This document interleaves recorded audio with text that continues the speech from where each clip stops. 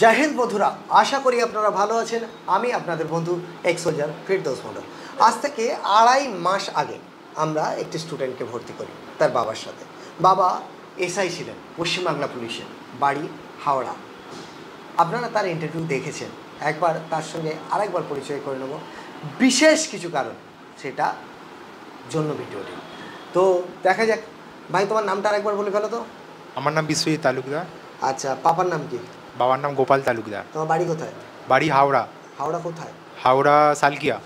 হাওড়া সালকিয়া থেকে তুমি up down করে ফিজিক্যালও করো, সাথে সাথে লিখিত পরীক্ষার জন্য নিজেকে তৈরি করছো। আজকে সকালে তুমি বাড়ি থেকে বার হয়েছিল কটায়? 3:30। 3:30? ডেডিকেশন দেখো ভাই, ডেডিকেশন। এসে তোমার প্রথমে গ্রাউন্ড কটায়? মানে আমি হাওড়া থেকে ডেলি আসি না, আমি আসি নলপুর থেকে। তো নলপুর থেকে বেরোলে 3টের সময় বেরোতে হয়, কারণ ফার্স্ট ট্রেনটা 3:30। আচ্ছা, তো এখানে পৌঁছাই 5:45-এ। আচ্ছা, তোমাদের গ্রাউন্ড কেমন হচ্ছে সেটা জানার আগে আবারও বলি, আমি ভিডিওতে বলেছিলাম যে সেঞ্চুরি করতে যাচ্ছে। অর্থাৎ ছেলে তখন ওজন ছিল 96 কিলো, 96 কিলো। আর 2.5 মাসের কি এমন ট্রেনিং প্রি ডিফেন্স একাডেমি ওকে দিয়েছে যে সেখান থেকে, তাও বাড়ি থেকে আপ ডাউন করে। বর্তমানে ওর ওজনটা একটু দেখে নেওয়া যাক, চলো ওটা দেখি। এসো এসো।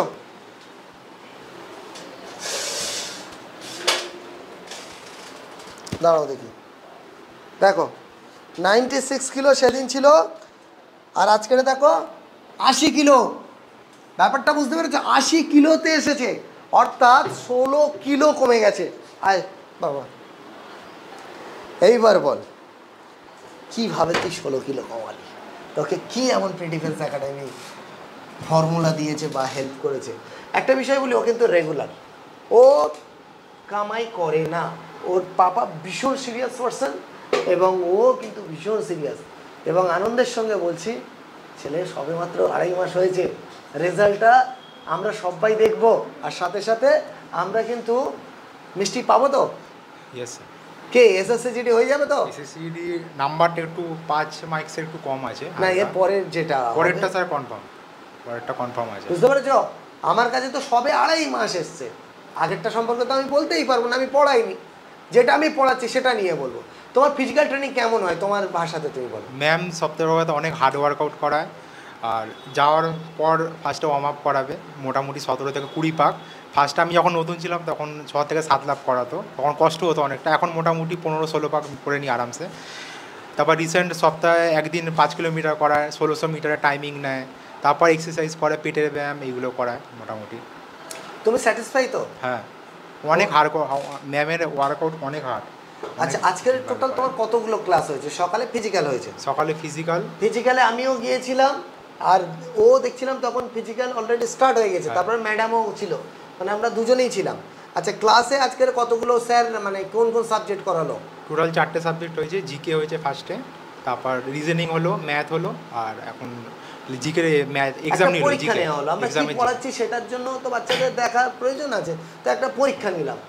ইভেন আজকের সময়ের একটু অভাব ছিল, আমার ক্লাসটা আমি আর ইন করতে পারলাম না। তো ওভারঅল তোমরা যদি কিছু বলতে চাও বলতে পারো একাডেমি নিয়ে, যে তোমরা কি দেখছো তোমাদের লাইফের বিষয়ে। একাডেমি সপ্তাহে বলতে গেলে ভালো ফিজিক্যাল হয়, ক্লাসটাও মোটামুটি ভালো হয়। এখন 2 মাস পড়েছি, এবার রেজাল্টটা এসএসসিতে অনেকটা কোশ্চেন অ্যাটেন্ড করতে পেরেছি।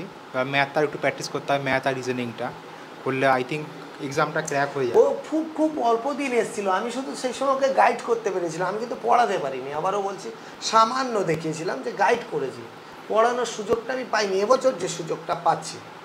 তো যাই হোক, তোমরা বড় হও, গড ব্লেস ইউ। আর তোমরা নিজেদের বাবা মায়ের মুখ উজ্জ্বল করো, সাথে আমাদের একাডেমিরও আজকের মান সম্মান তোমাদের হাতে। তোমরাই সফল হলে একাডেমি এগিয়ে যাবে, তোমরা ব্যর্থ হলে একাডেমি বদনাম হবে, তাই নাকি? একটা জিনিস মাথায় রাখবে, যে সময় চলে যাচ্ছে সেই সময় আর ফিরে আসবে না। অতএব এই গোল্ডেন টাইমটাকে কাজে লাগাও। বুঝতে পেরেছো? হাতে টার্গেট নিয়ে লাগো সামনে এসএসসি জিডিতে, যেটা তোমার পাপাকে আমি প্রমিস করেছিলাম যে আমার বাচ্চা পাস করতে পারে বা পাস করবে, সেটা 99.9% আমি দায়িত্ব নিয়েছিলাম। সেই দায়িত্বটা আমি পালন করতে পারছি কিনা আপনারা লক্ষ্য রাখবেন।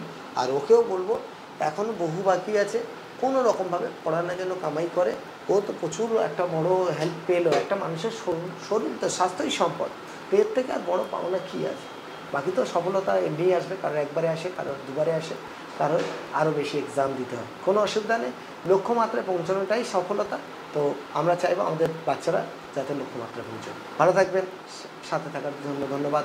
জয় হিন্দ, জয় ভারত। তোমরা ভালো থেকো।